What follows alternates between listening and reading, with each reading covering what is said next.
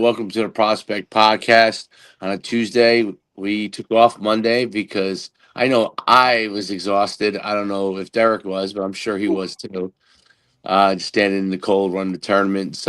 Um, but we're back in action. Uh, Derek, did you get a cold at all or no? Negative. Ah, you're a lucky man. My myself and the younger guys I coach, they almost all of them have a cold now. So that's It pretty. was the hotel. That's where it's where you And stayed. that's right. They did. A lot of them did stay in the same hotel, and they all hung out with each other, right? So that means There you go, buddy. There you go. probably somebody had a cold, That's it. and it worked its way to me and the rest of the team. But that's okay because they got themselves a silver medal. So Yeah. and like I was saying to you, uh, and we have a fantastic guest today. We're going to talk culture. We're going to talk leadership. And I'm going to introduce you in a second. Derek, I told you those two kids are really good, really, really good. Yeah. Like, I really, definitely touched base. The one is definitely coming to me. okay. Receiver or Q? Q. Oh, he's good. Yeah. No kid. I know. Now I'm pumped. He's sixth grade, right? Yes. Okay. Yeah. When we get that young and we start talking classes, Todd, like, hey, these guys are the class of 20, 30 something, right? It's just, it's mind boggling, right? So when we start talking, I literally have to write a list every year of who the seniors are, what number, right? Yeah. And the younger we go, and I wouldn't even share. I wouldn't even really bother sharing it with Derek, except that now some of these kids are in sixth grade that are playing because my son plays up, and we played him at receiver the 11U tournament because the kid really cuts through the wind. He's got a cannon for an arm, so it allows. So that would be 2031 if he's sixth grade. If he's sixth grade, because I got my cheat sheet right here. Right, and I'm not 100% sure. I'm not 100% sure. He could be fifth grade, maybe be a little older. 2032. It's okay. Yes, one of those two. So, but listen, we have a great guest today. We got Todd Gongwer here with us. We're excited to talk to him. We're going to talk culture. We're going to talk leadership. We're going to talk building your teams and identifying the things that are necessary in order to build those teams, especially in today's world, where things change really fast. You don't maybe not even have guys, for a full 4 years, in high school, even in college, you might have a guy for 4, you might have him for 2, you might have him for 1. How do you do all that kind of stuff in tighter time frames, without selling your soul, I guess. So we want to talk about all those kind of things. So Todd is an expert in this space, and we're really happy to have you on the podcast today. Well, thanks, Coach. It's awesome to be here. I'm looking forward to diving in, man. Diving in and figuring out together what the best way to build culture and grow in leadership is. So, yeah, no doubt about it. Take us on your journey actually coming into this space and kind of your whole background, and how you end up coming to this area of the world. And you wrote a book as well, if I'm not mistaken. Right.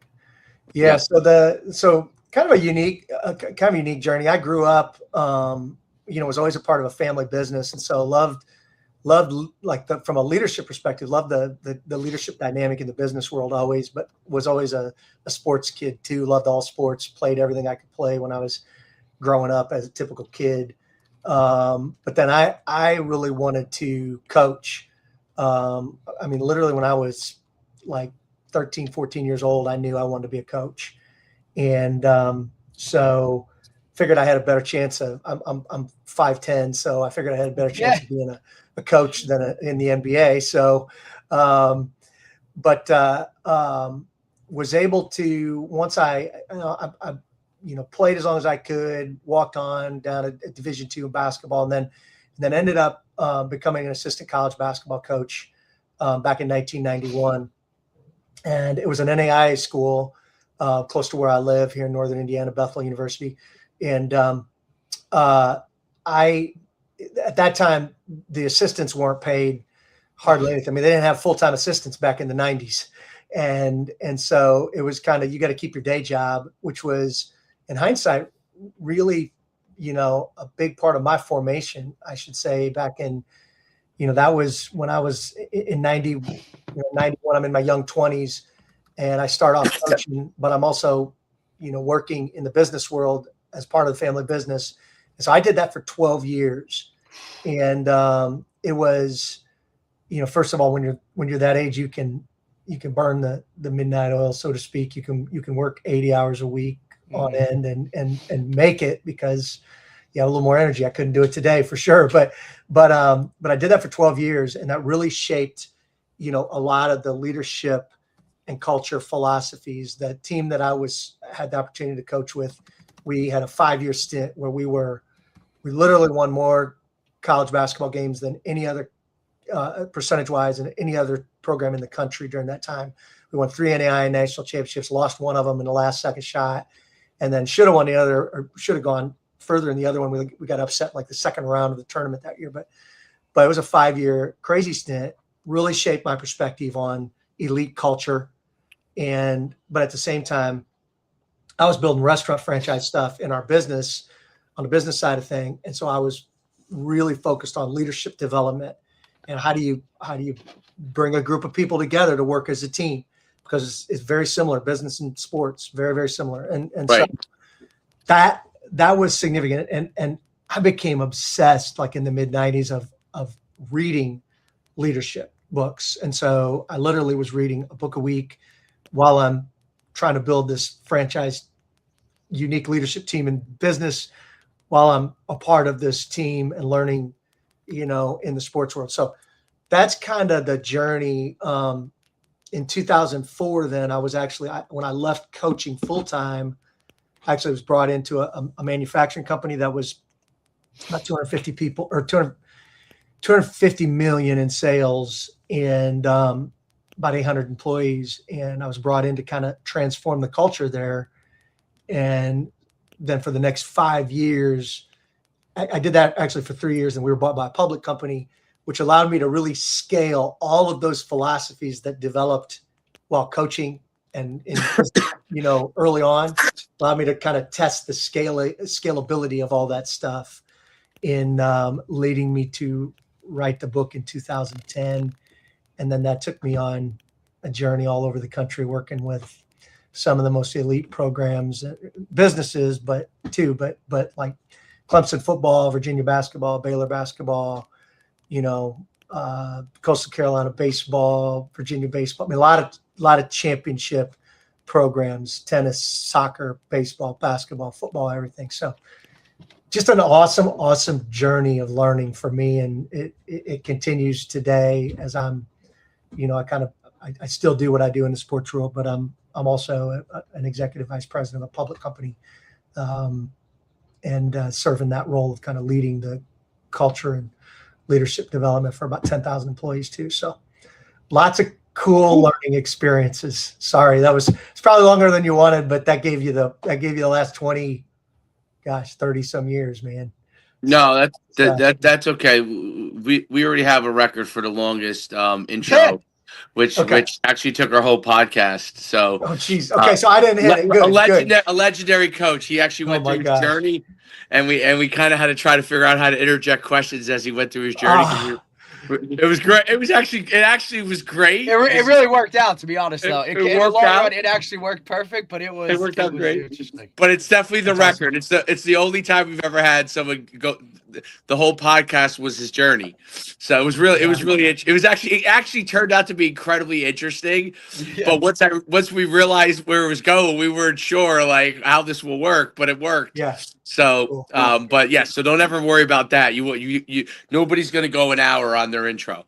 For sure. So leadership and culture building, and obviously you have a tremendous amount of experience from both coaching and in the business world. There's a lot of things to building leadership, but there's some core things that are obviously important. It's one of these things that like it's talked about all the time, and people are always using those words and throwing it around, especially culture. Culture's like, we're building a culture. Like, what does let's first let's tackle culture. What does building a culture actually mean? Like, what does that mean to you as far as what actually building a culture is? Yeah. Well, first of all, let me just say I'm 100% with you. We throw these terms around, man, like way more than we probably should, and it just everybody starts talking about it. Then next thing you know, everybody's an expert. Everybody's an expert in leadership. Everybody's an expert in culture. And it's just like I'm still like I'm on a 30-some-year journey. I'm not an expert in either one of those things. I don't claim that. I'm trying. I'm learning, but both of these things are really leadership and culture, really big time moving targets. And so I think from a culture standpoint, to answer your question, first and foremost, I define it really simple. Like the textbooks, if you're going through college courses that are teaching you about culture, they're going to talk about, well, it's physical surroundings and stated beliefs and social norms and all these other things. And I'm just like, look, that's people. That's just people and how they interact. So because of the way I teach and talk about leadership, which is it begins with your influence from words, attitudes, and behaviors that flow from and through character. So everything begins with your character from a leadership perspective, because that's where your choices of words, attitudes, and behaviors are coming from.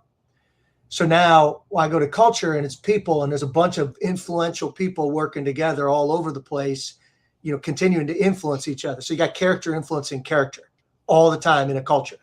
And so by definition, I always tell people, look, culture is simply a reflection of the collective character within, because it's a combination of all the choices that are being made. And the reality is every word I choose, it's flowing through that filter. Every attitude that I bring to the table, it's flowing through that filter. And then every behavior that's driving me, whether I'm energetic, where I'm getting things done, whether I'm really going after things, where I care about the quality of my work, that's a character thing more than anything else. No doubt. So I couldn't agree more with that. Yeah. So that's kind of how I look at it. And then I think, to kind of answer your question, like, what is it? How do you build? What is like, it's the difference between like your culture is always going to evolve. If you start off with, it's just collective character, your reflection of collective character, it's always evolving no matter what. So you have two choices. You either become intentional with it as a leader who has a team of leaders that are also impacting it, or you trust the character of everybody within to make all the right decisions, and you let it become what it becomes. And quite honestly, that's happening way more than people realize, because every coach in America loves to talk about culture. Yeah. They still spend 95% of their time working on the skill set and mindset aspects of their culture, and maybe 3 to 4% of the actual time spent on character development. Now, there's natural character development that's taking place when you're pushing somebody in the weight room and when you're on the practice, like all those things, I get it. But to actually get in a room and say, let's talk about what this means, who we want to be as we're pursuing the things we're pursuing, and where's the line that we're going to draw, what's the right character here, to actually really define that stuff in detail in a way that it's internalized and then fleshed out consistently. That's rare. It's way more rare. It's way more the exception than the norm. So how's that? That was a long answer too, man. Yeah, no, it's absolutely, obviously, good leadership and good culture is the exception, not the norm. If you were to like look at other leaders and what they do, that makes them different. So like if you say you took a look at, like, let's say Nick Saban versus someone, a predecessor of his, Bear Bryant, like what are like things that you would look at that you would say are similarities, and what would you say that are things that, when you look from the outside, what are different? They all ultimately had tremendous success. Like when you look at other leaders, what are some of the things that you take and you kind of try to translate to other people? Yeah, so I think you gave there's a really good example, obviously, because Saban built a phenomenal culture, a phenomenally successful culture, right? In terms of wins. He did a lot of things right.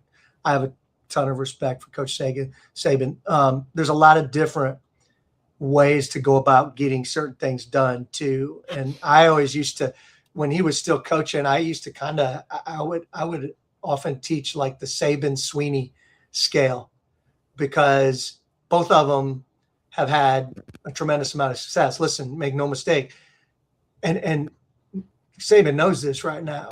He would not be dominating in the current environment like he was. No doubt. Because it's one of the reasons he said, nah, tap him out. I'm good. I'm good. And I don't fault him for that. I mean, he's a smart guy. Absolutely not. But his many of his competitive advantages based on like how he really drove. Like when you go to Alabama, and I always use this is in the book a lot, but there's two key motivators: hatchets and treasures. Yep. Fear and reward. When you think about 8 years ago, a young kid going to Alabama, there's a huge chance that he has an opportunity for an NFL career because of the numbers, the percentages.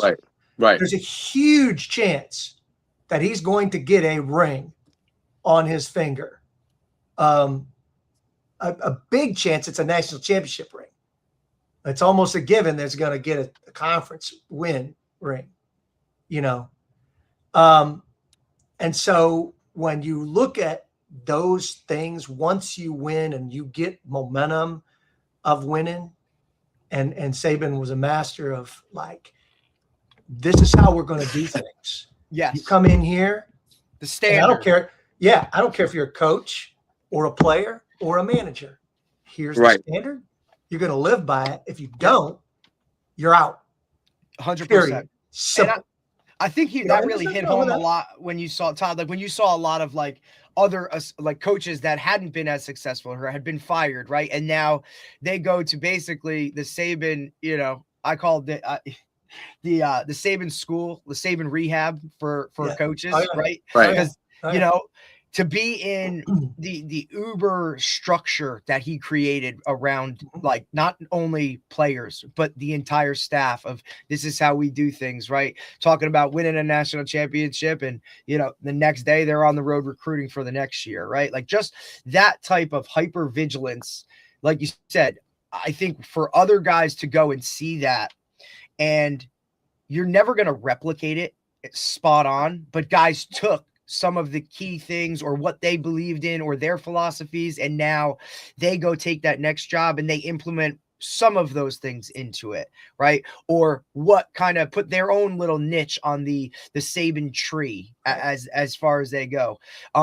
Because look, Lane Kiffin is a lot different than Kurt Signetti. You know what I'm saying? When we're looking at it in terms of everything, Kirby Smart, different, right? Like all of these guys have their own little niches as they go. But it's something that it's totally, when you're talking about the hatchets and treasures from the book, right? And there's a line in the book I thought that was great. And look, the book was phenomenal. It was so relatable in terms of it. And I had some little questions about that. Like, did you go basketball because that was your world? Like, that's kind of what you lived in. So that's what you went with. Yeah. I mean, it was when it came out, I'm a faith guy. It was like, I did not plan on writing a story, guys. Right. And I thought I was going to give my step 1, step 2, step 3. Yeah. You thought it was going to be like a manual. I struggled, man. And finally, like I again, like I said, it was divine intervention. I felt like I was like, started with a short story. And I'm like, I don't have a clue how to write a story. Right. Okay. And then so just kind of rolled out. Yeah. I literally was like, leave for God's sake, said Coach Rocker. Is he standing in the room? Like that's a scene I've seen so many times. And no doubt. And as a coach, I've been there. Like I've been in the shoes, 100%. right? And I've also, I've also confided in people like, like the janitor that, I had no idea would throw knowledge out on the base of like, shit, he might have something, right? But that's right. There's a line in there where he tells Coach, right, and I don't think it's word for word, but he said, what most moves us to action is how we attempt to move others to action. Oh, right. Yeah. So that me as a coach, right? Like everybody talks about, it's about my players. It's about this, it's about that. Right. But there is a piece of you, right? That whatever pushes your buttons is how you're going to now coach other guys to kind of push their buttons. And if there's one thing in 17 years of coaching, that I've noted is that what pushes mine doesn't push theirs. Right. So that's something that I needed to kind of gain a lot of knowledge on as to what makes other guys tick in terms of that world, where old school kind of coaching, right? This militant discipline, my way or the highway, right? Kind of Saban-ish way. Or Bear Bryant. You went way back. Like, go even further to the kill you, man. Right? Even like the kind of Belichick model, right? Like, yeah. Back in those days, a player's coach wasn't necessarily a good title to have, right? Because that was kind of like, hey, you're a buddy, you're a friend, you're a this, and wait, why are you explaining to your players what you want them to do, rather than just telling them and they're doing it, right? Like a lot of people, for the most part, the sign of a good team was somebody who they stayed in line, right? Like they didn't ask questions, they kind of just did what it was, right? So to me, that was so like blew my mind, because to see players now where it's not cookie cutter, right? You have to be very almost individualized in the social media world, where everybody's looking for clicks and acceptance and all these things based on opinions of people who you would never even care or know about, right? Yeah. Maybe even 5 years ago, right? So guys want to throw this culture and this leadership thing out there. Mainly, it's all about them for the most part, right? And a coach where that's not the role that it is. So how do you kind of talk when you're talking, culture and leadership, and you're talking to coaches, how do you kind of explain that to them that, hey man, what makes you work might not, work for a lot of your kids, and for me personally, as a football coach, where look, your team is a huge roster, right? There's 70 guys. To find out what each one of them ticks, if you're not utilizing your assistants, then you're really not getting that. So how do you talk when you're talking to coaches, and you can look, coaching's coaching, but, in a basketball setting, how do you get those guys to kind of get that across that, hey, like you got to make it about those guys, not so much about you, right? That's right. Yeah.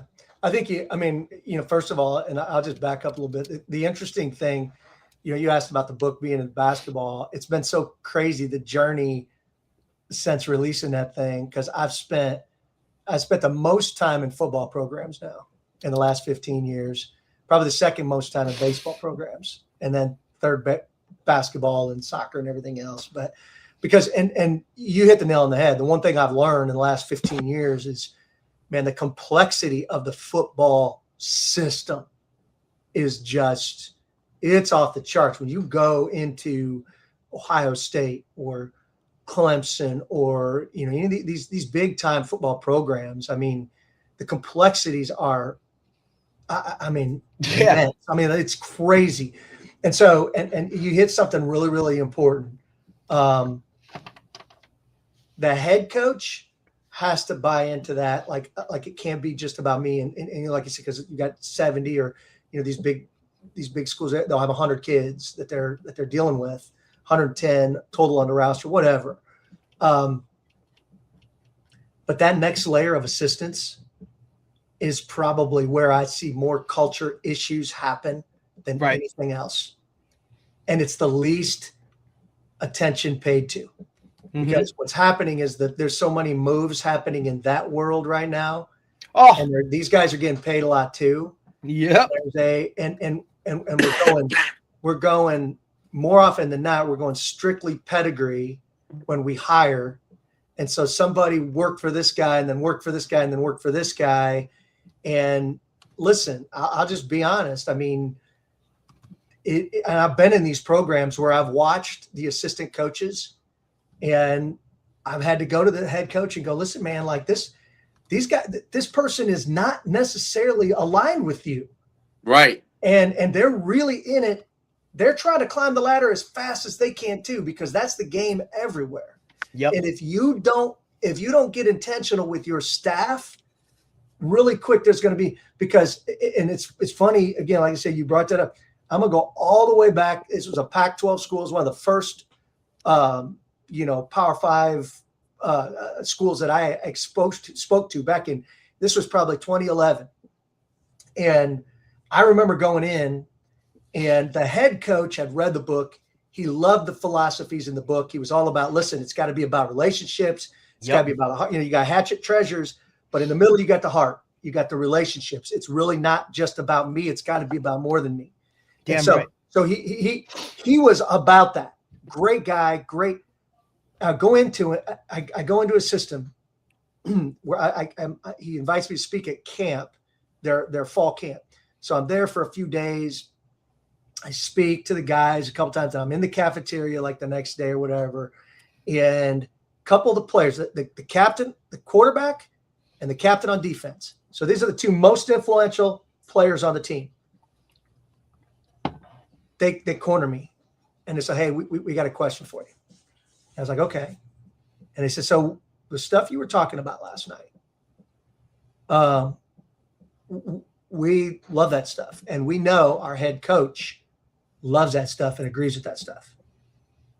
But we got this key position coach, and it was the offensive coordinator or the defensive. So it was the DC or the OC. Okay. It was one of the top killing us.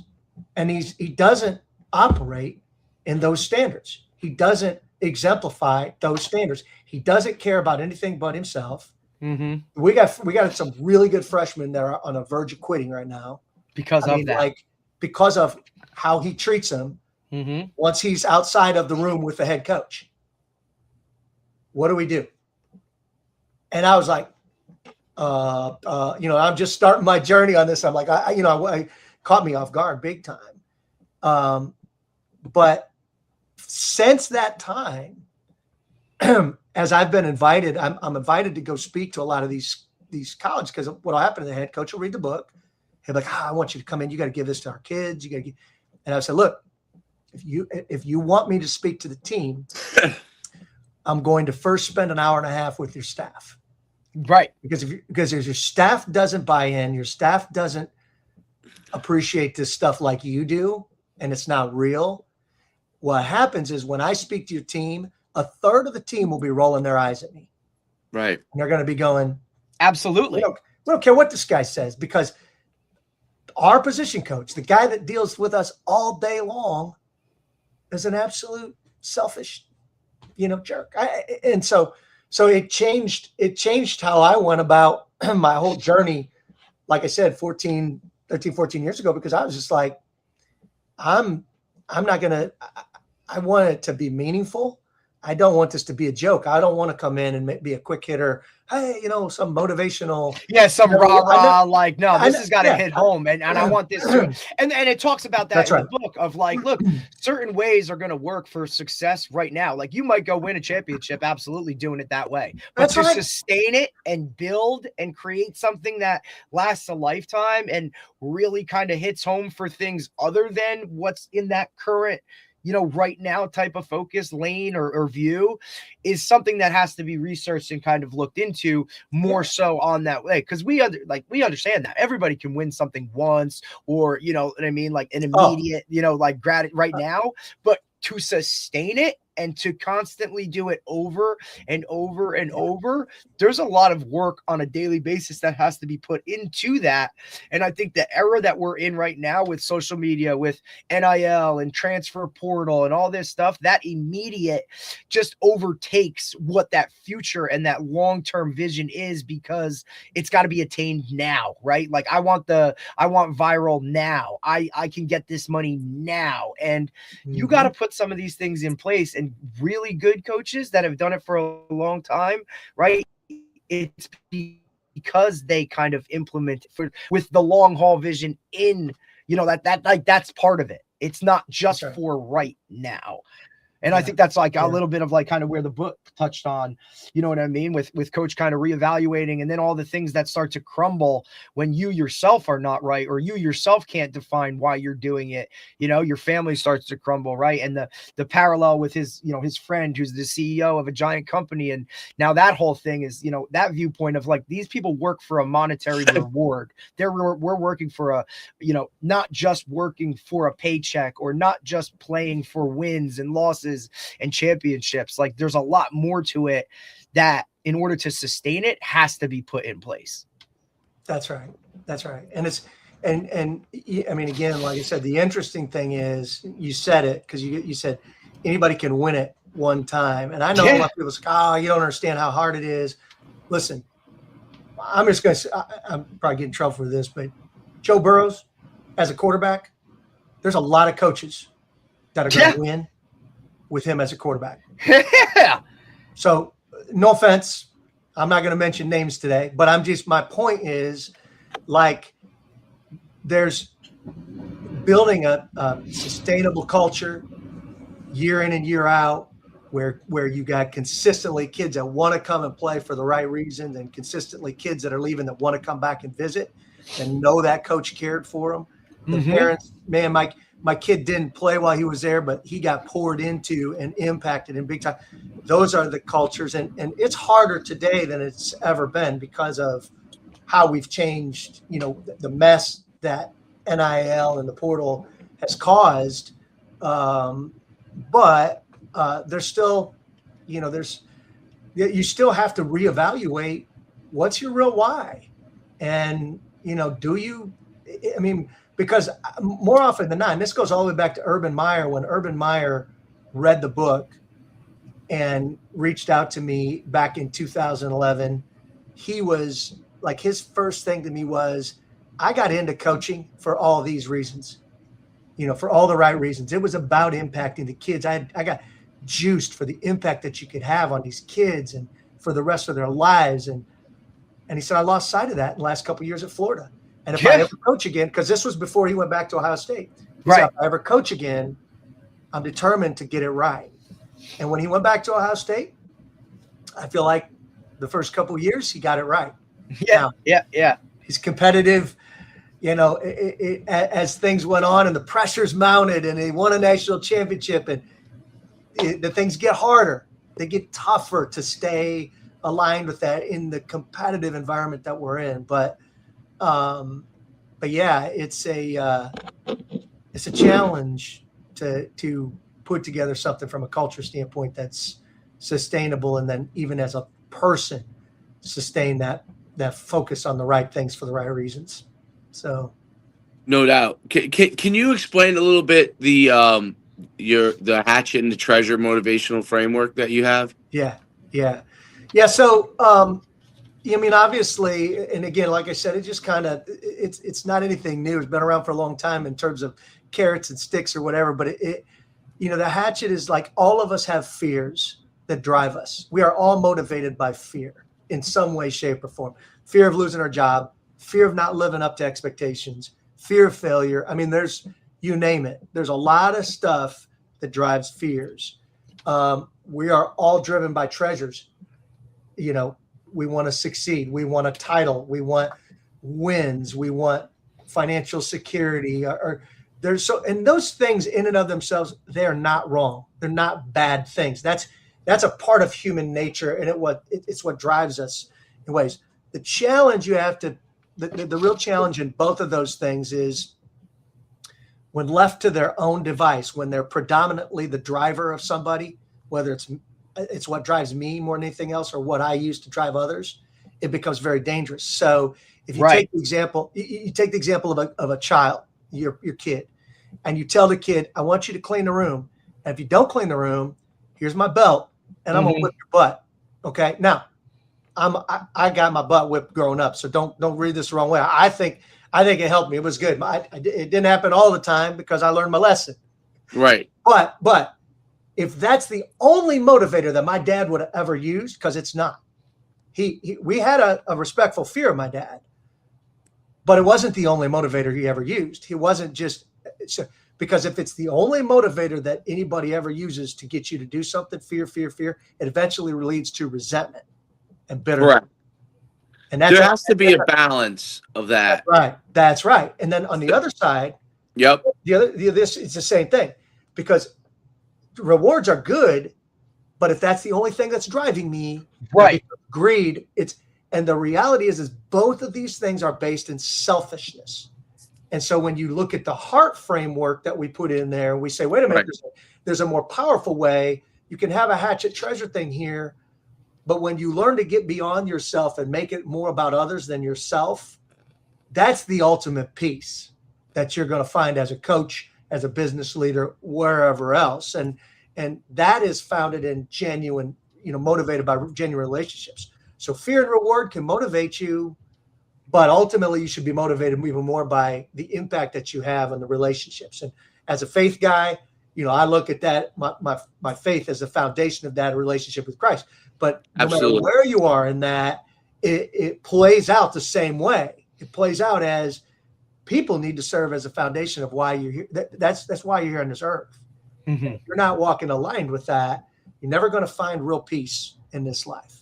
So I think sometimes too, selfishness gets it's almost like a negative context, where in reality, like your hyper competitors are somewhat selfish in the fact that, you know what I mean? Like you need to have a little bit, absolutely. And the human nature side of it, of you need to be a little selfish in, you know what I mean? Like if I want to do something great, then I might have to take away some time here, but it's a balance type thing, right? Like where selfishness becomes an issue is when you can't balance it, or right. And somebody's balance, Todd, your balance is only about you. Mine. Correct. When it's only about what you want and your needs is when it becomes an issue. And everybody struggles with it. I think guys, they struggle defining it for themselves, right, Dave? Like, you know what I mean? Like everybody's own path and how you define it needs to be. Coaches say you have to give up yourself for the team, and I think you have to figure out a way as a coach to send both messages, which is very hard for coaches. Which is, I see it all the time. You need to do what the team needs. Okay, great. I mean, I'm sure I do it too. Then you say to a player in the same breath, I need you to step up. So which one is it? Am I doing what the team needs, or am I stepping up, elevating myself, right? So, but what's the hardest thing to do is to get, it takes time. That's what's hard about culture, and that's what's hard about today's world in sports, is because it takes time and years, really, for kids to understand. They go back and forth on this, where they lean to one side or the other. They're too selfish. Then they're not selfish enough. Then they're just whatever the team needs. I'll use the example like the point guard who never shoots all of a sudden now. Everything's a pass, right? Right. They're extreme in anything they do, right? They're North Pole, South Pole. You know what I mean? Like they're just they live in the worlds of extreme, right? They're finding that happy medium, right? I think is where that's where majority of people lie, but it's not defined for them, right? I think they need to define it and kind of pinpoint where I need to be or what level works for me on a consistent basis. And coaches, I think, struggle with that a lot. Yeah, well, coaches are always focused on, for the most part, even though they build individual relationships, I feel like they're focused on the macro results, right? The macro results, the larger number of, let's say you have 50 kids on the team, what is helping the majority, the 50 towards the 50, to be successful. You're playing percentages. You're playing the percentages. Yeah, which is a mistake in the long run too, because you don't end up building relationships, and you could lose. You have to understand that. Look, coaches are the purveyors of culture. Okay, and it'll translate into your team, then carrying that mantle. But players win the games. Okay, so players are the ones that go out there and win the games. You have to build a culture so the players are able to go and win the games, meaning like their ability is able to shine. But I think it's very difficult. Like I it's always it's a back and forth. And Urban Meyer example is a great example because he is phenomenal at getting to the mountaintop. He's one of the best of figuring out how to take a team from here and getting to the mountaintop. Sustainability was very hard for him. Once he got to the mountaintop, sustainability not just from his team, but his own self. A lot of people, when you win some sort of championship, you've been working so much time building. You win the championship. I always say this: when you win a championship, or whether it's individual or team, you win it. You feel fantastic. I'm telling you, it lasts like 5-10 minutes, and then you walk away and you go, "That's what a championship feels like." Okay, now either you kind of are like you get lost. I think you get lost in the process of. Some people get lost in like I was expecting a different feeling. You know what I'm saying? Or now what? And now what? I would say like now you just this is what Nick Saban did better than most people, and Bear Bryant and a lot of others that have won a lot of championships for a long time did much better at. Okay, we won. Now that's gone. We start all over again. They did a really good job with that. And there are other guys. I'm just using those two as an example. Not Pat Riley.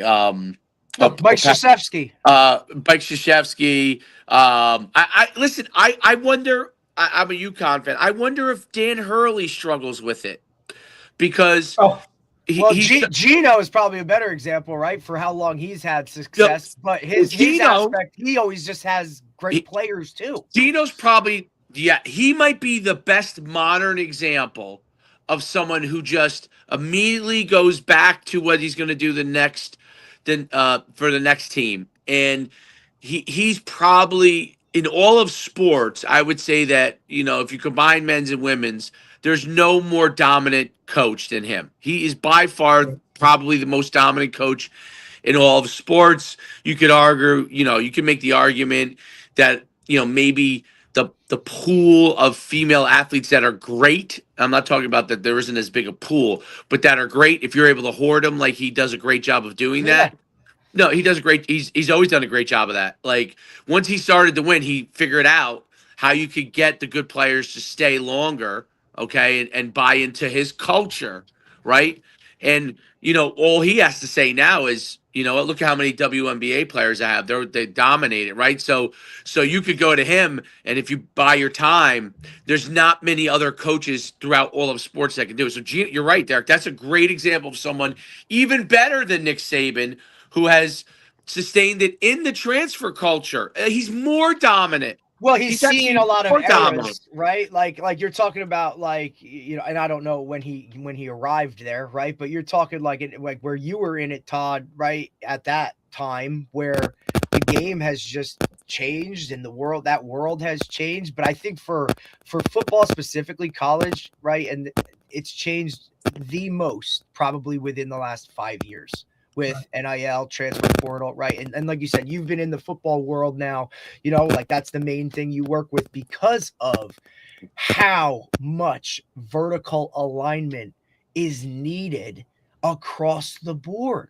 If you're the head, like from administrators and presidents and boosters to the guy that's serving them food, and the nutritionist and the strength staff, right? Based off of how much time certain aspects, like coaching wise, spend with players, right? I mean, We're talking about guys that are employing full-time mental health coaches, right? To kind of, Derek, is the vertical alignment thing, is that a vertical, is that what you what's his name? Shiano talks about? All the time. So I have one question I have a great question for Todd on this. So I've heard him talk about it, and that's why I asked you because I know that he talks about that. One of the things that I think about that I think he actually I think Shiano misses two elements to that. You talking about Greg? Greg, yeah. It was a great obviously leader. as Jersey guys, you know. Yeah. And he's a guy. I worked with him when he was at Ohio State. You know what I mean? Because he was that for a while. I met him, but I know he loves the book. He's a great leader. He's a faith-based guy too. You know what I'm saying? He's like a good dude. Yeah. I'm curious your thoughts on this. So kind of when I think of leadership, it doesn't mean that you get to all these points. There's vertical alignment is obviously everybody going in the same direction, right? But if you look at organizations, because you're at a publicly traded company, right, and you manage a lot of people, to me, 10,000s. Full alignment when you're at that scale level like that really requires not just vertical alignment, but horizontal across people that are at the same level, and downstream, which is people all the way at the bottom understanding. So one of the things that, like, I would argue when people, I mean, this is kind of, I happen to write a leadership book. It sold probably a whole 100 copies, but but one of the things I always thought about was that it's when people talk about vertical alignment, I always think like, what about the people that don't have mobilization in vertical alignment? Meaning they still have to get on board or want mobilization. So let's use like the athletic trainer. Okay. That's all they want to be is an athletic trainer. They're great at that. Okay. There's a vertical alignment with the goals and objectives from a program standpoint.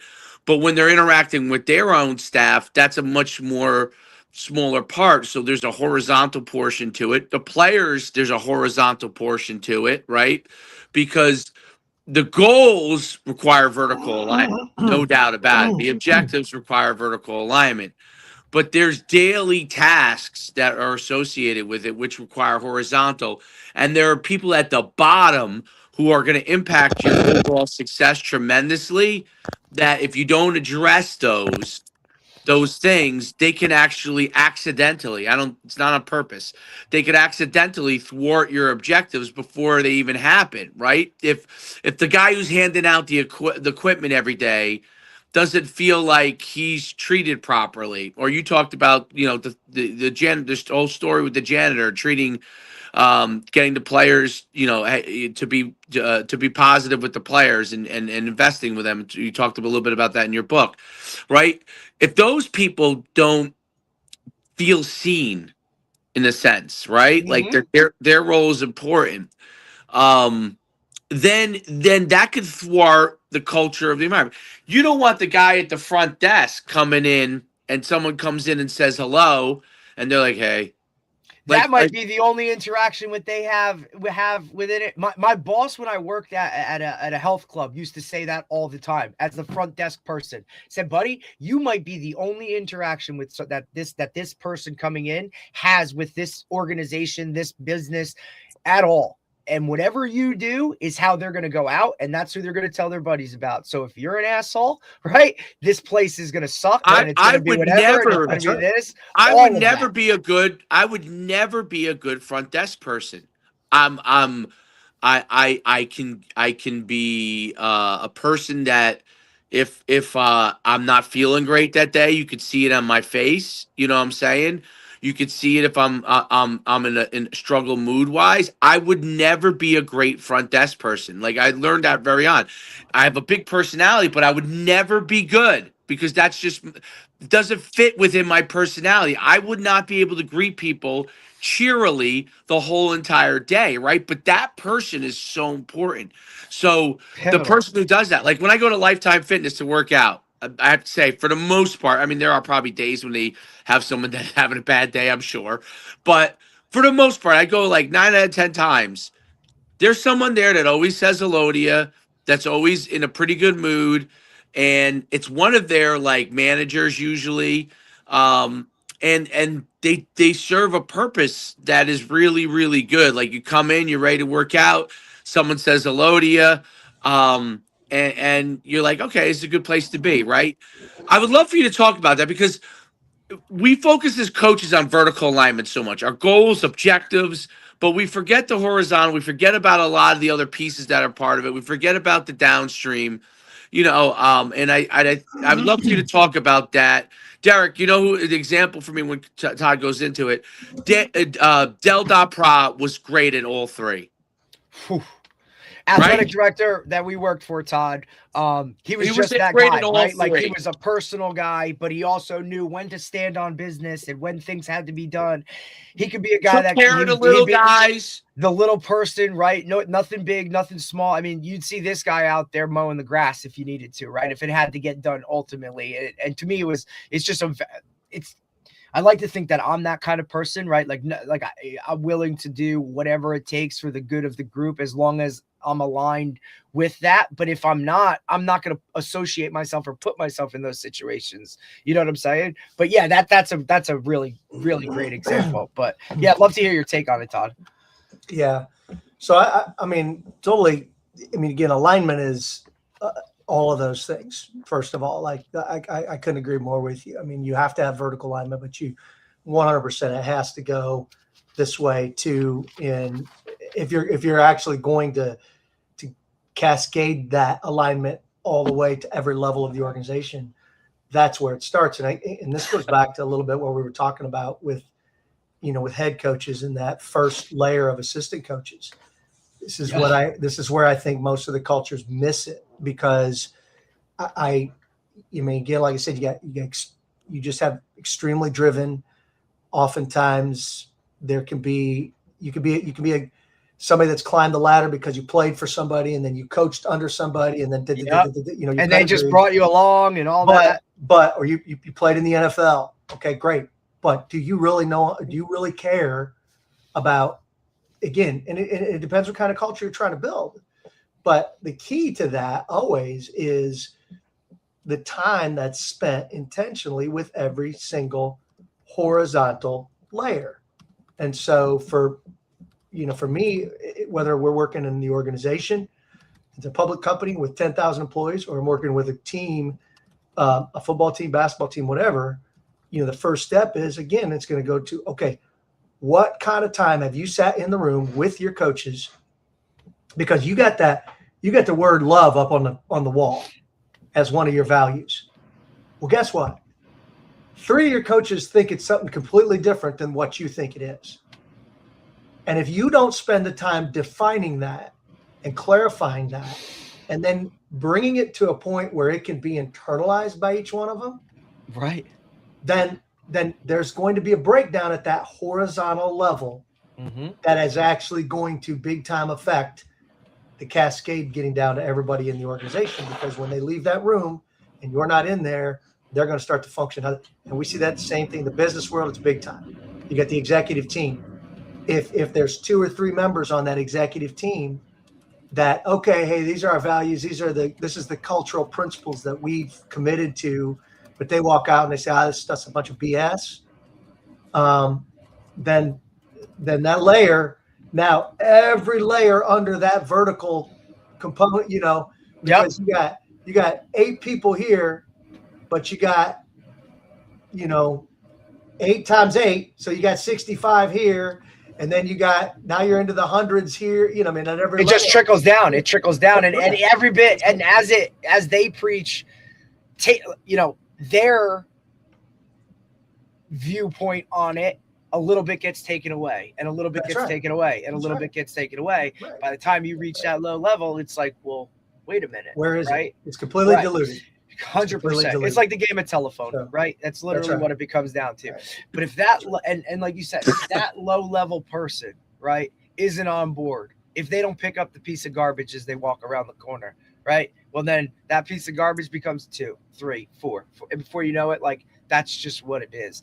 It's one of the things that as a young coach was taught to me, that you respect everybody within the building, no matter what it is. Right. So, I always said, like, hey, when we get the secretary gets a t-shirt right away. The grounds crew guys get t-shirts right away, because those are the people that are boots on the ground. When things are going awry, they don't just, oh, well, it's because of this. They say, no, like, we do it because of this. And they say it with context. You know what I mean? They say it with a purpose, because they believe in the bigger picture. And I understand that's difficult, no doubt, right? Like, teams within a school itself, right? Some of these Power Fives, to get all those coaches on board, right? Or at a high school level, like, is your athletic department all on board? Is everybody working together where this guy plays on my team, but he plays on your team, but he's got to get a lift here, but I need him to practice there? Are you guys just worried about how many wins the basketball team has, or are you worried about how many wins this school has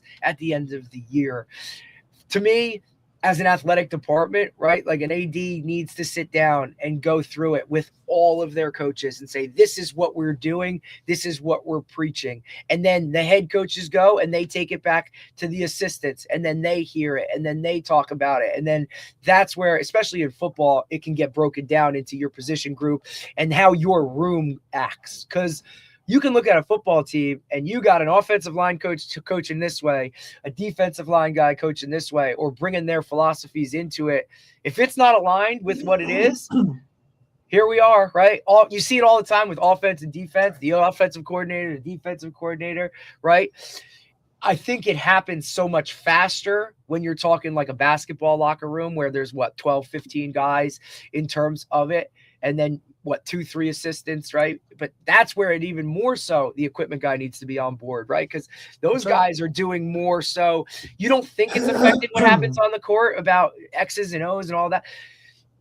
To me, it's still mind-boggling that guys spend so much time on the X's and O's of the sport itself, when really, if a kid cares, yes, I get it. Talented players win games. We all know that. But you can win a lot of games with less talented players. And I think in majority of years, you're not going to have the 5-star slam dunk scholarship guy that's going to win you all the games. Majority of your players are going to be guys that if they try really hard, you're going to win more than you're not. And I think if more guys looked at it that way and focused in on that, right? Because that's stuff they can take away from after the sport itself. Like, everybody wants to win a state championship, but I also want you to be a great human being, a good dad, a good employee, right? Because you're not always going to be the star. The life lessons that are taken, I think, and it's our job as coaches to kind of present them, is more than just wins and losses. And I think you learn a lot more from sports and from being a part of a team, right? Even when it comes to the business side of it, like if that company is all rolling together, man, like, you're going to have so much more success and create more monetary gain and whatever it is, you know, that you're in for when you all work together. And Dave, I'm always interested on Dave's point of view, because he was a team guy, right? Like football, but also did those individual sports like track and wrestling and those types of things, right? So how do you, when working with that aspect where it's an individualized, more of a sport, right? Or, you know, the guy that's the head of sales, or he sells the most. How do you get him to be on par with other guys within the company itself, right? Especially in those individualized aspect or individualized sports, like a track, like a wrestling. Like, how do you preach the team aspect over the individual? Yeah, that's a really tough one, and it's been interesting. That's been an interesting part of my journey, because I've worked with a lot of tennis teams, golf teams, you know what I mean, like, where there is obviously very individual, but the reality is, and this is mostly in the collegiate level, of course, the reality is those guys, you know, the best teams, the best individuals are always a part of, you know, their team ends up being the best because they recognize their need for their teammates. They recognize the need for everybody to be on the same board, you know, on the same page. You know, from a tennis standpoint, you know, when you're done with your match, are you over with this other guy that's still battling, or this other gal that's still battling her match? And what are you doing? Like, when you see them, because you know them better than anybody else, and you see them struggle with 3 things that happen bad, right, what are you doing to play your role in picking them up? You know what I mean? Like, so the teams that really get that, the teams that I've worked with in both, like I said, golf and tennis, especially, and even baseball sometimes can be. Yeah. You're up absolutely. I mean, you can go out there and go 3 for 4 and hit 2 homers and whatever, but you might lose 7-5, and it's like, well, I did my job, still, like, you know. Yeah, exactly. 300 gets me in the Hall of Fame. You know what I'm saying? That's right. What are we talking about?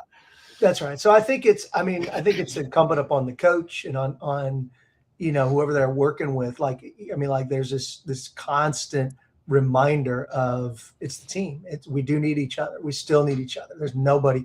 Look at it this way. You watch a Tiger Woods win a championship. You watch a tennis, Federer. You watch the greats in these individual sports win a championship. And when they win the championship, watch them for 5 minutes and see what they do. Do they stay out there for 5 minutes all alone and just go, yes, yes, yes, yes, yes? Or do they go hug people? They go and they hug people. They hug their caddy. They hug their coach. They hug their spouse. They hug their, they hug the guys that are on the team with them. Like, why is that? There's an element of together in all of that. It would be empty. It'd be an empty championship.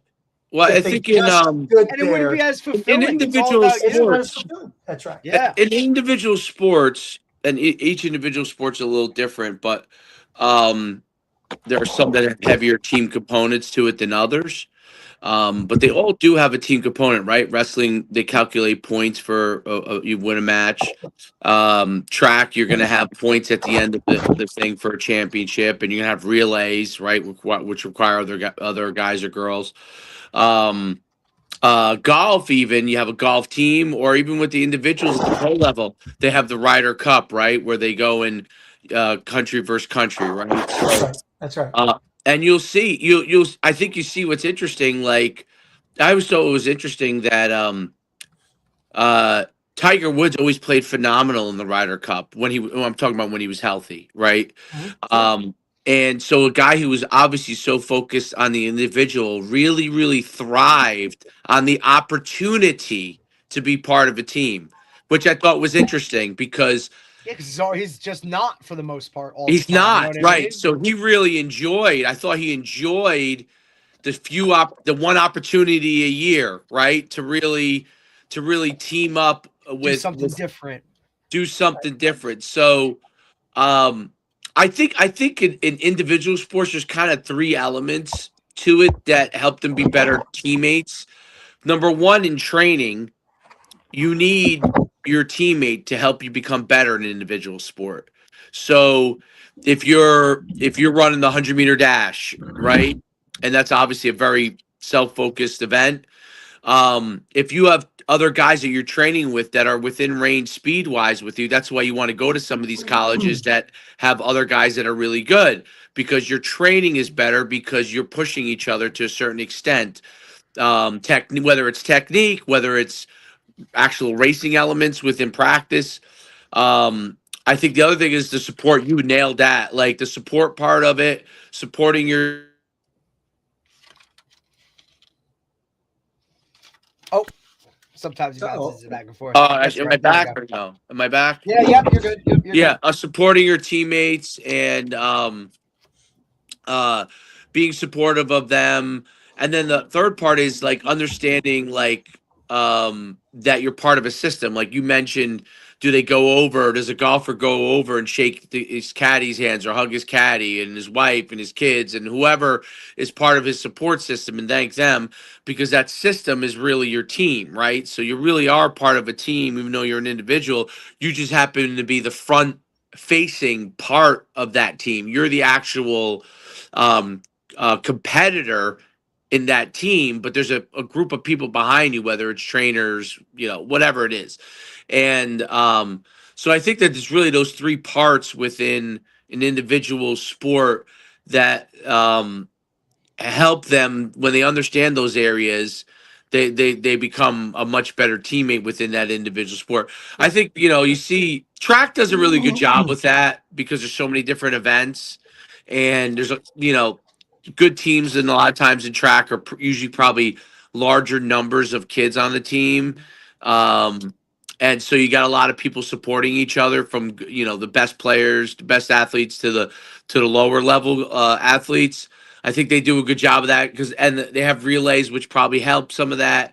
I think wrestling is very difficult because your partner is a huge training component to your success, right?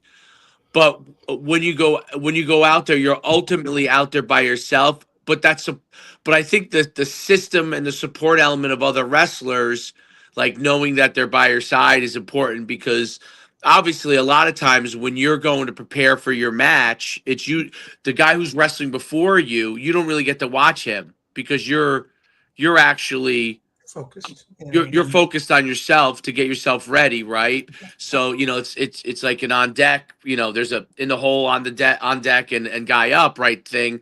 And when you're on deck, like you're really, so you're not really watching your teammate, but it's every other part of it. When you're done, whether you're still relaxing and waiting. But I do think some of those sports, it is harder. Like tennis is probably similar in that that's very difficult. Like if you're waiting to go, it's hard for you to be out there cheering for your teammate if you're the next up person because you got to focus on all the things to prepare yourself to play. So there is a balancing act, and some sports have a higher individual element than others. But I think, understanding that system and the support element of it and that these people are your training partners ultimately goes a long way. And I've noticed that, those individual sport athletes, a lot of those kids really have great relationships with their teammates because they all understand that they're individually striving for success, where teams sometimes have an element of blame to it, right? Like in individual sports, if I fail, my teammates are supporting me. They're part of my structure. If I fail, I fail.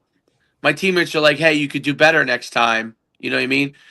Team sports requires a culture, a really, really good culture, a strong culture, because blame becomes a big part of what could happen if you don't, you know what I mean? Like, this guy didn't make his block, or I threw the ball to him and he didn't catch the ball, and that might all be true, but you cannot blame still, right? Like quarterback could legitimately hit a guy in the hands 5 times in a row, and they could legitimately drop it. And if they change their demeanor at all, the team element goes away. And that's why I always say, like, my son plays quarterback. When he comes out, I was all over him at the beginning of this tournament, and everybody thinks I was a crazy person, which I was. I should have got myself under control. But the thing that bothered me most, and I didn't articulate it well right away, was they go when you go. Like if if you're feeling it out, the rest of the team feels it out. Okay. And then once I got a chance to speak to him after. The rest of the day, he played very well. He understood that. I said, you cannot, as the quarterback, it doesn't matter if you're the best athlete or the worst athlete as the quarterback. If you're not ready to go, the rest of the team is not ready to go. And I was able to articulate that to our next group because I learned from the first group of the day that I wasn't able to articulate to him right away, and I got them ready to go. I got the quarterback ready to go a little bit better, which was my fault on the first part, and I got them ready, and they played better from the get-go, which I thought was really really good. And instead of playing catch up, right? But I think that those things are really important. I'm curious your thoughts. I talked a lot on all of that stuff. I'm way too hopped up on coffee today, so I'll let you go from there, Todd. Well, listen, I'll just tell you guys. I mean, and I gotta run here soon because I've got another commitment. I gotta run. Yeah, no doubt. But we could talk. I could talk with you guys forever because I enjoy this. I mean, I love just the challenge of even as a parent, really making sure that we maintain our focus on all the kids. I mean, I know because I coach my son. Man, yep. I can relate. I coach my oldest is 25, and then I got a daughter, and then it's 22, and then my youngest is 15, and I've coached all of them at some point along the way. You're in it. You've run the gamut, buddy. Yeah, how it is. It's a challenge, but I think it's so important. Again, like I said, whether it's an individual sport or team sport, you have to continue to emphasize to the kids that no man is an island. No one does it alone. Correct. Whether it's wrestling, whether it's tennis, to your point, those are, or the track situation where there's bigger teams. It's always encouragement that's needed. It's always, there's always opportunities to, learn the benefits of team being on a team and to grow and maximize that. So I think that's always got to be an important part of the teaching process of what kind of culture do we want. We want a culture where if it doesn't matter if it's individual sport or team sport, we want a culture where we value each other, where we're here for each other, where we're pushing each other, challenging each other. And like you said, the blame thing, there's no doubt that's just an added challenge, but that creeps in on the individual sport things in college too, because if they're always competing to see who makes the cut on this specific tournament in golf. The same thing with tennis. So if you made it and you play really bad, that cost the team still. It's an individual, but you cost. So there's blame. There's always blame on that individual side too. And it's just they're heavier blame on the little bit heavier blame on the coaches sometimes in individual sport. 100%. Because right. Where team sports, even though you see it front facing on TV, that the coaches are individual sports a lot of time, because you have an individual guy that works with you or girl that works with you for your specific thing. There is a heavy blame that goes if there's failure on the coach. They actually switch coaches. People don't realize that individual sport coaches get switched way more than team coaches, more because of that element. If something isn't working, you may have to actually switch coaches, because for whatever reason he may be a really good coach or she may be a really good coach, but it's not working for whatever your individual development is. So they change even more than team coaches do. Well, one thing before you go, I know you got another comment. I would love for you to just talk about, in today's era where you have to do things very quickly, what's like one or two quick tips that coaches can do to help them transform a team faster? So I would just tell you that now more than ever, I talked about you actually mentioned sometimes you have a kid for 1 year now. Right. You don't have them for 4. You don't have them for 3. If you're lucky. There's basketball kids that are coming in, that'll come in the summer or whatever. And by the time the season's over, or they'll come in the fall, I should say, by the time the season's over, they're done. They may only have them for 5 months, 4 months, 5 months. I think now more than ever, the relationship aspect still trumps everything else. And so I think that the coaches that are going to be intentional with the time that they spend, because to me, what is going to keep a kid now more than anything else, because everybody has money. I mean, whichever plane you're competing on, everybody around you has the money.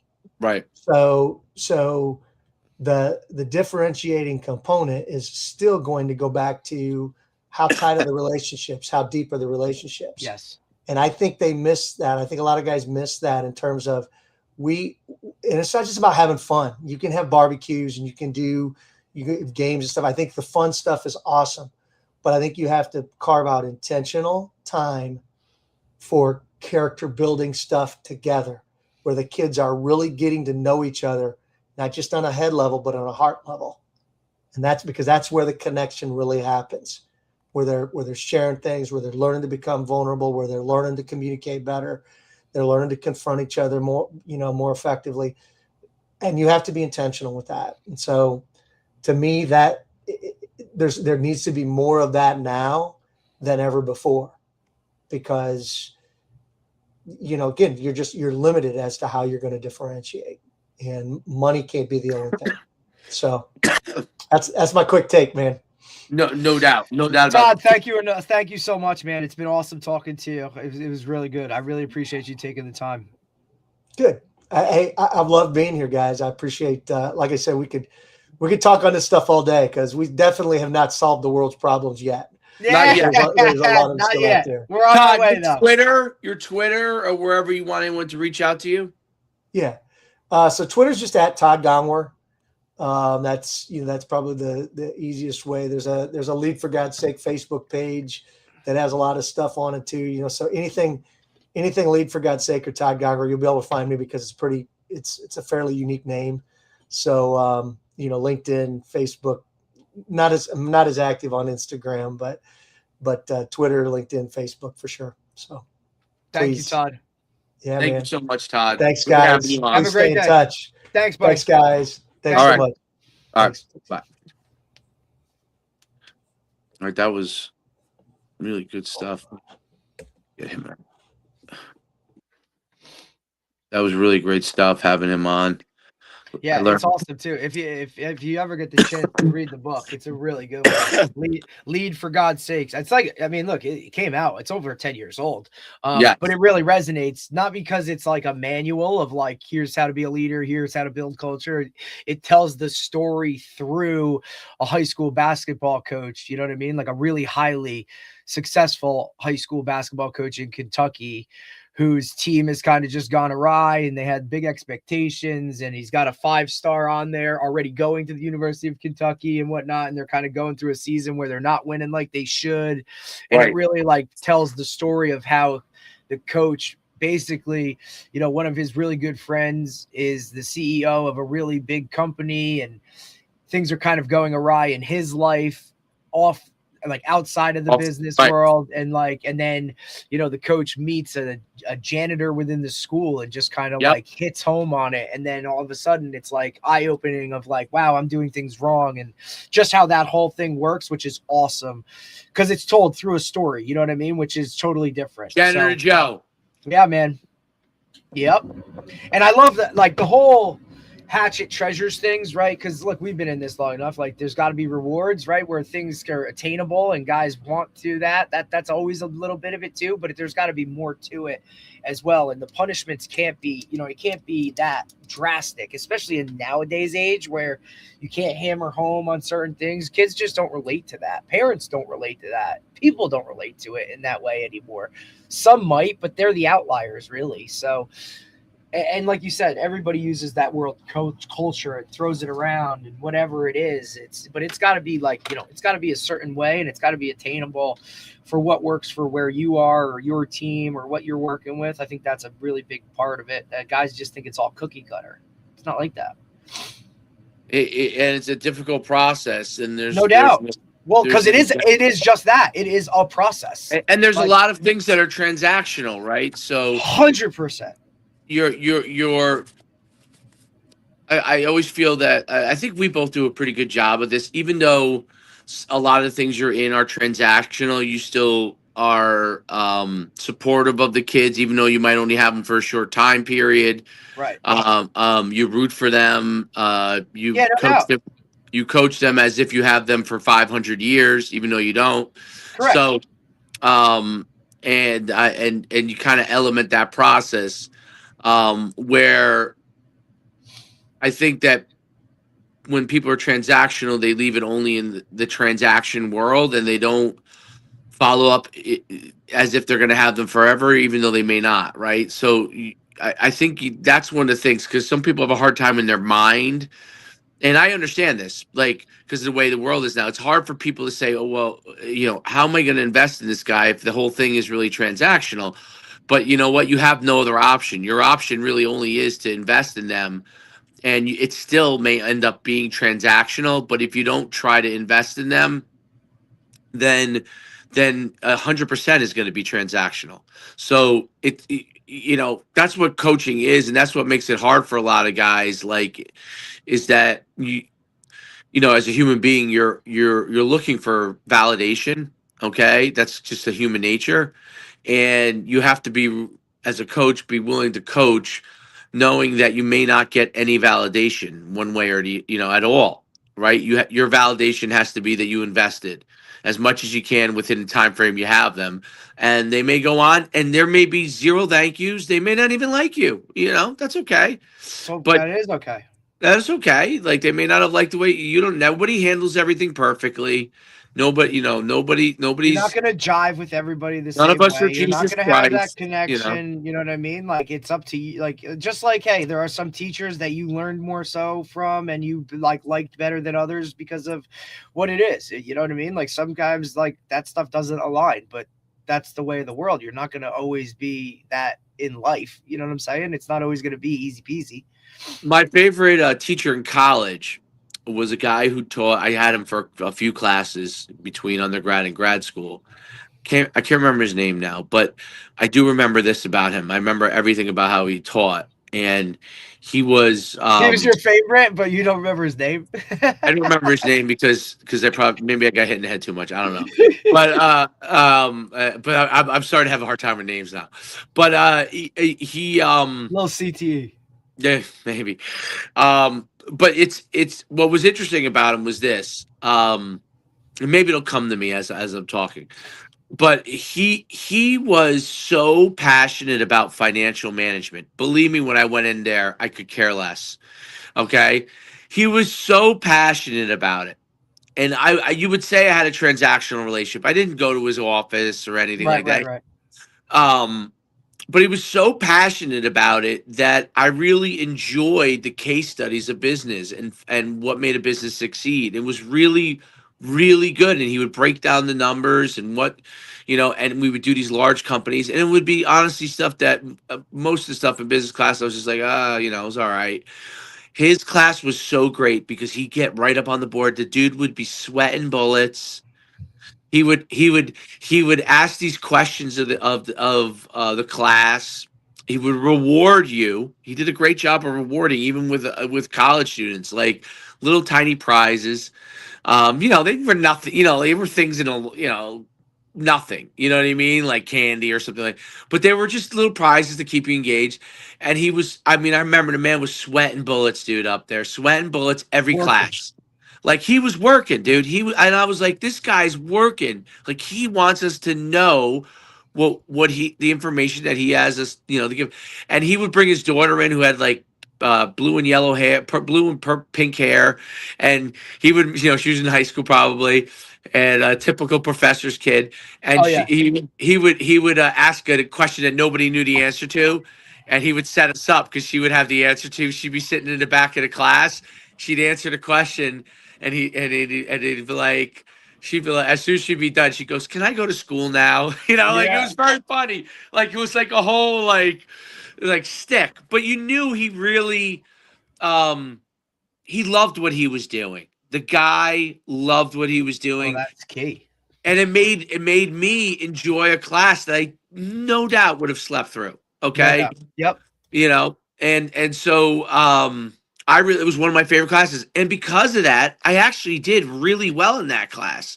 Like I was like an A plus or A in every one of his classes because I was so engaged because of him.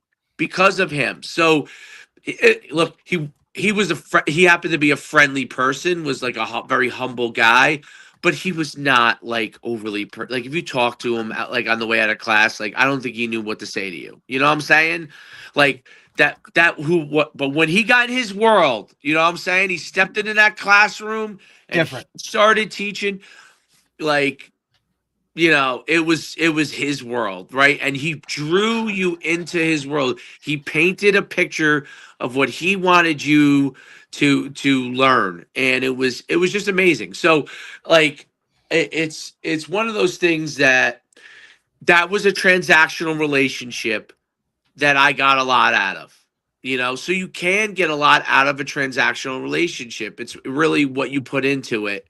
And I don't even think he knew maybe he knew my name. I don't know if he did or didn't, but it's one of the things I remember. And I really was not I was good at school, but I didn't love school at all. So, when a guy captured me and those things, like you learn those things, you're like, wow, what is it this guy had? Like, okay, can I draw something from this? Like, yeah, you got to be into what you're doing, Now, look, you could get so into it that you lose yourself, and that's not good either. Like, meaning like you get out of control, which happens to everybody. It definitely happens to me.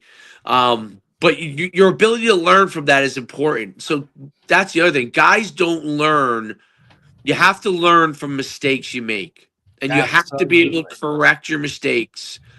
And be able to figure out how to correct them, listen, there's nothing wrong with You gotta learn apologizing. from it, and yeah, like, hey, sorry, I screwed up, is Yep. what it is, and move on. Like, if that person wants to hold grudges or whatever, like, that's on them, right? Like, you know that you're admitting to something, or you're kind of taking ownership of it, and you keep going and whatever. Like, that's huge, right? I think a lot of guys are so stubborn and stuck in what it is, and it's like, yeah, I did think that at one point, but I've evolved, I've changed, things are different. You know what I mean? Like, I've made those corrections to kind of for the good of the group and everything else. Like, that's, I think, a part that guys really they struggle with, is kind of owning when they screw up, or, you know, make a mistake, or just maybe have discovered a new way of doing it that is now better, and now they're willing to change how they used to view things. That's a huge part of growth in general. You know what I mean? No doubt, it's a huge part of growth. He had a really good grasp of that. It's really interesting. Urban Meyer is a very interesting example. story, because he is as good a coach as there comes, and but he also, like, he was so in it and so over the top at Florida that he basically, like, you know, health wise had to get out of it for the good of his thing, and then change some things based off of, like, hey, like, this is kind of where we're going to go. When he got to the mountaintop of Ohio State, he struggled again. Same thing, right? Like, it's just, I think he just get caught up in it, that it just, like, damn, like, and he knows leadership better than both of us combined. You know what I'm saying? No doubt. And he struggles with, like, when you win something like that's obviously really, really big, but when you win anything fairly big, and, you know, with respect to where you are level wise, you have to figure out pretty quickly what is next for you and what you want next to happen. This happens to a lot of high school coaches who have a lot of success early on, right? Or at any place. You win a championship, you win a second championship.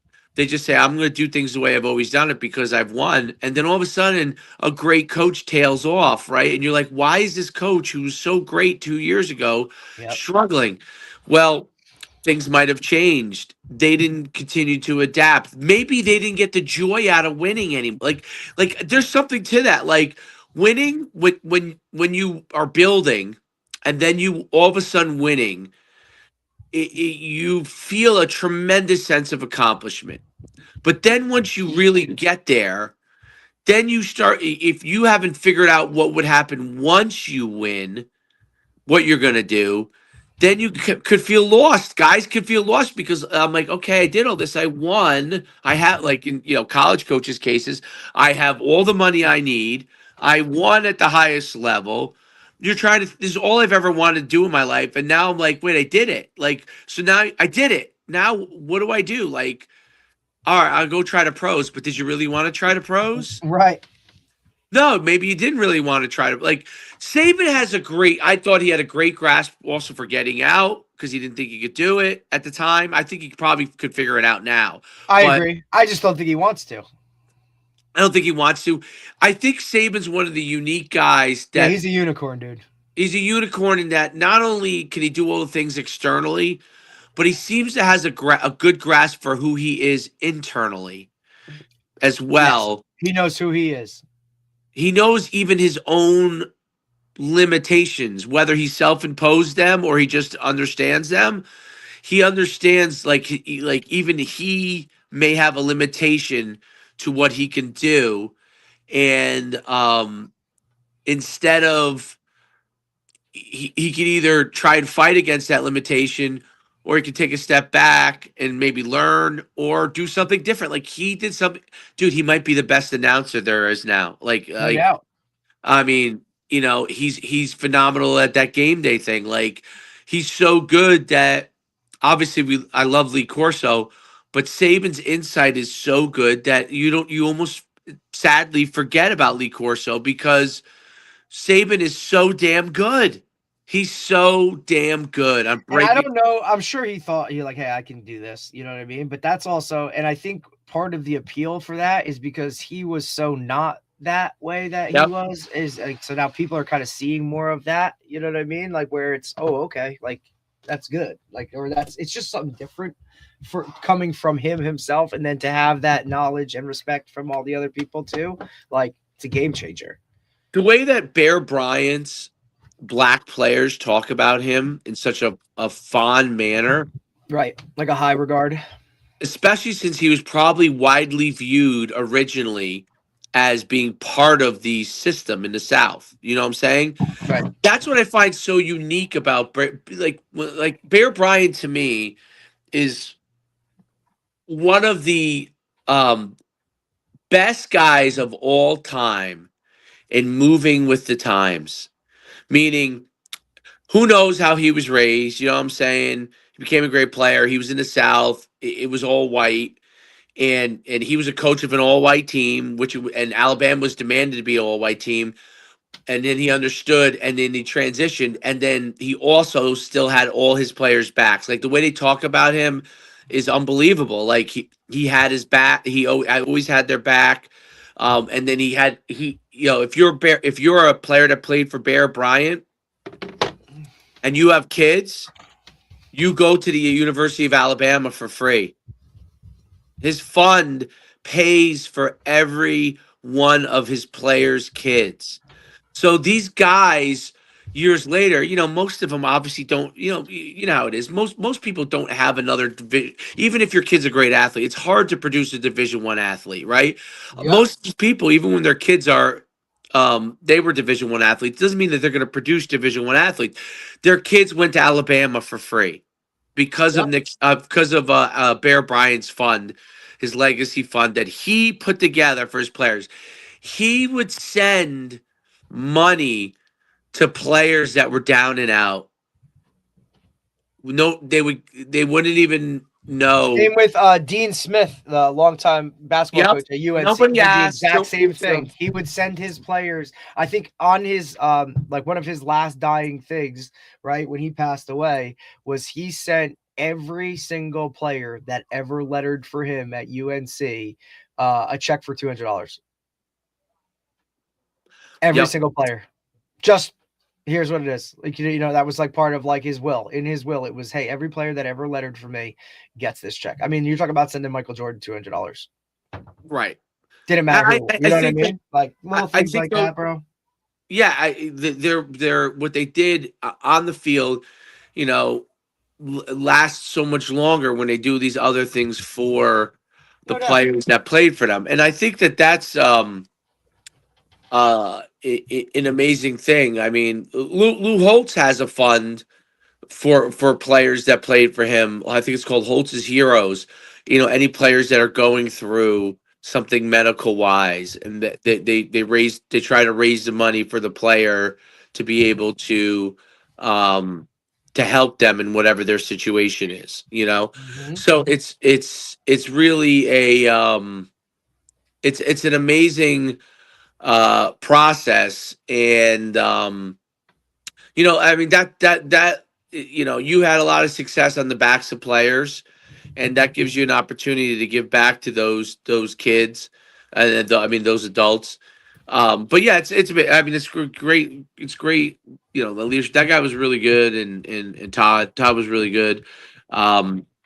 It's interesting listening to the way that he thinks about building culture. He's very, he's got a great process too, and he's managing obviously a large number of people in the company. Yeah, that's a lot. I think that perspective is big too. I've been like, I always think about the vertical alignment thing because I like how Del.Pra managed things, and obviously everyone does. But I always think about, like, if you think about a monarchy government, that's probably vertical alignment, right? But it doesn't necessarily benefit the people at the bottom. So they're just peons, they're peasants, right? That's like kind of how the whole thing goes. That's one of my things with you want to have goals, but you want to figure out with people who may not be able to mentally. It's not that there's anything wrong with them, but they're worried about their world. Right. And they're worried about, I need money, or I need to just. I need money. I mean? And this is where I'm at. Right. How do I get them on board? Right. How do I serve them as well? And how can I do that? And so when people say like I think vertical alignment is obviously a very important part ultimately for winning games. But in order to build culture, I think you need beyond vertical alignment. I don't know if that makes sense, but Yeah, definitely. It's very interesting. I'd love, obviously we're not there yet, but I wonder how Kurt Signetti thinks about some of these things. I do wonder. I mean, I see what he talks about within the team and stuff, but I'm curious what he thinks about some of these things, and I'm curious what some of these other newer guys that are coming up. I watch the UConn basketball team. I find it fascinating because you have in the same, athletic system, a guy in Gino Ariema who, like, you would love for Gino to just take a year off and just pour into everything, tell you everything he's learned and what he does. So, because he's a masterclass, the man is a masterclass, and Dan Hurley's phenomenal. I know, obviously, men's basketball maybe is more competitive as far as at the highest level than women's sports because you can hoard talent a little bit in women's sports, much more so than men. But it's like you win 2 championships, like Dan Hurley has.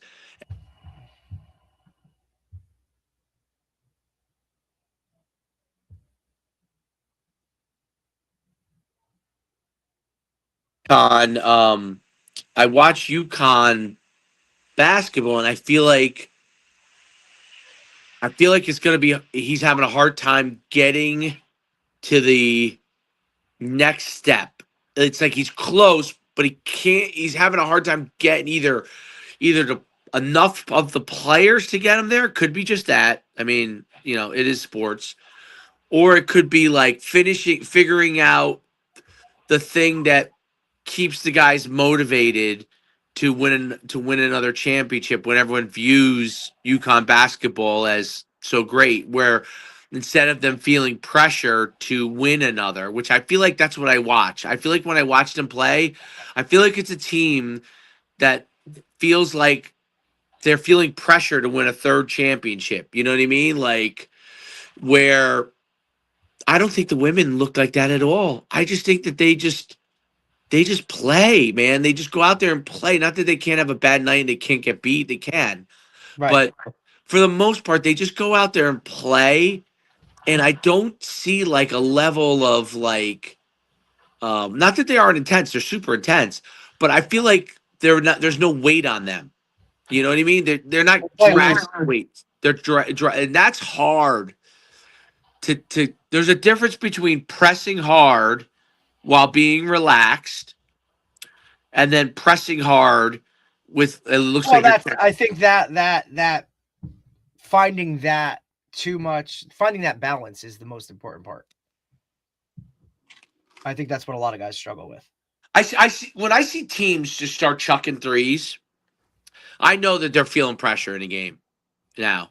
Like in college, well, I think some of that's created. Like you know what I mean. Like sometimes you have to pressure. You know what I mean. Sometimes you need that. Sometimes you got to fire up threes. Sometimes you got to do something. So I think a lot of it's situational. Yeah. But if you're talking general, like overall, like, or that's the philosophy it is. Like, hey, we want to come out, we want to start fast, so like let's fire up and let's get. No, going. I'm talking about like at the end, like when they have an like when there's chaos created. Like I mean, some of that's based off the situational. You know what I mean? Like some of it's like, hey, I know we got kids do that. By the way, well, young kids when they feel pressure, chuck up threes. Yeah, because it's the easiest thing. It's probably like there's not a defender in their face, right? Or they feel like, oh my God, like we're down by this much. It's the only way to get back is to score the most points the most times down the court, when really it's a lot easier. I mean, if your foundation is there, it's a lot easier to drive the lane, throw up a shot, and then get an and one, right? But they don't think like that because it's not something that's coached or taught within the situation itself, right? Like just drive and go get a foul, and because now you have to go hit a free throw, and if you're not comfortable shooting free throws, then you don't want to do that. You don't want to be in that limelight. So let's just chuck up a three, right? Or because that's the fastest way we can get it back, and that's you got to coach all those things, right? No doubt, it's interesting stuff. It really is. Tomorrow. Tomorrow we have Dr. Dylan Martinez, who is a professor of physical education and sports science at Winona State University. So it's a little later because he's Central Time. So 11:15, we'll get to talk to him, professor of sports science. So he put his social media, he puts out a lot of good stuff on all in that world. So, and he's obviously he's a high level professor who teaches it every day. So it'd be cool to talk to him. No doubt about it. That'll be great. All right. Well, till next time. All right, buddy. Feel better. Yeah, I'm getting there. All right, man. Bye.